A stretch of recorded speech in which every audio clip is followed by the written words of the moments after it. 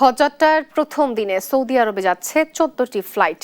এ নিয়ে আরো জানাতে রাজধানীর আশকোনা হজ ক্যাম্প থেকে যুক্ত হচ্ছেন আমাদের সহকর্মী ইদ্রিস আলম। ইদ্রিস, এখন পর্যন্ত কতটি ফ্লাইটে কতজন যাত্রী ঢাকা ছেড়েছেন? ব্যবস্থাপনা নিয়ে হজযাত্রীরা এই বিষয়ে কি বলছেন? বিস্তারিত তথ্য আমাদেরকে জানাবেন।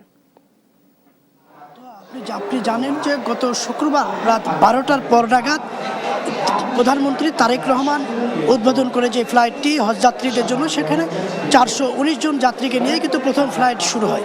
এরপর আজকে সারাদিন 14টি ফ্লাইটের মাধ্যমে সরকারি এবং বেসরকারি ব্যবস্থাপনায় 14টি ফ্লাইটের মাধ্যমে 5,753 জন যাওয়ার কথা ছিল। একই সাথে কিন্তু আমরা একটু জানিয়ে রাখি যে এখন পর্যন্ত যেসব ফ্লাইট 60টি ফ্লাইট গিয়েছে, যেমন আজকে প্রথম দিনের মতো 14টি ফ্লাইট যাওয়ার কথা ছিল, এর মধ্যে 60টি ফ্লাইট গিয়েছে এবং 60টি ফ্লাইটের মাধ্যমে আমাদের হজ ক্যাম্পের যে পরিচালনার দায়িত্ব রয়েছে তিনি আমাদেরকে জানিয়েছেন যে এর মধ্যে 2,800 জন যাত্রী চলে গেছে।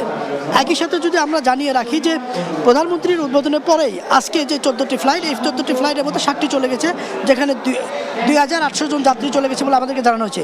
আমি আপনাকে যদি একটু জানিয়ে রাখি যে আপনার মাধ্যমে যে এরই মধ্যে কিন্তু যে আশকোনা হজ ক্যাম্প রয়েছে, এখানে কিন্তু হাজিদের এবং তাদের আত্মীয় স্বজনদের পদচারণায় কিন্তু মুখরিত হয়েছে এলাকা।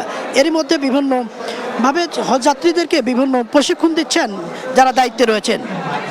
একই সাথে আপনাকে জানিয়ে রাখি, এবার সরকারি ও বেসরকারি ব্যবস্থাপনায় 78,500 জন হজযাত্রী হজের জন্য ফর্ম পূরণ করেছেন এবং তারা সম্পন্ন করেছেন সম্পূর্ণ কাজ। একই সাথে এদিকে সরকারি ব্যবস্থাপনায় 4,565 জন যাচ্ছেন, আর এদিকে বেসরকারি ব্যবস্থাপনায় 73,935 জন যাচ্ছে।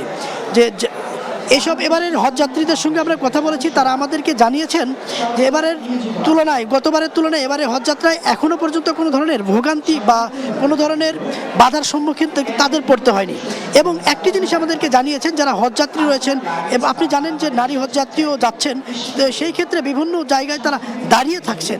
তারা বলছেন যে তারা যদি তাদের বসার এবং দীর্ঘ সময়, যেহেতু অনেকে সকালে এসেছেন, তাদের ফ্লাইট রয়েছে সন্ধ্যা 7টায়, কারো রাত 10টায়, এর মধ্যে যদি তাদের বসার একটু ব্যবস্থা করা হতো তাহলে হয়তো তাদের জন্য একটু ভালো হতো। আমরা যেমনটি কথা বলেছি এবং জানিয়েছি যে গতবারের তুলনায় এবারের হজযাত্রায় এখন পর্যন্ত যে মান রয়েছে তারা খুশি হয়েছে।